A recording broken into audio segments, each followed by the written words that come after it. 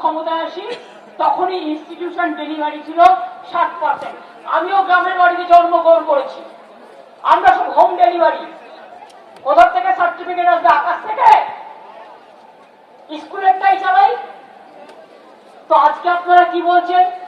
2002 এর পর আগে 2002-তে যারা জন্মেছে, মানে তার আগে ধরুন, আমি অভিষেকের কথা বলছি জাস্ট বোঝবার জন্য, ও জন্মেছে 1987 সালে, 37 বছর ওর মোটামুটি জন্ম হয়ে। তার মানে মনে রাখবেন, ওকে বলছে তোমার বাবা মার বার্থ সার্টিফিকেট দাও। তার মানে কি, যার আজকে 41-42 বছর বয়স, তাদের বাবা মায়ের বার্থ সার্টিফিকেট নিয়ে আসতে হবে। কোথা থেকে নিয়ে আসবে? যারা বলছে তাদের বার্থ সার্টিফিকেট আছে তো, ও হোম মিনিস্টার অমিত শাহ আমাকে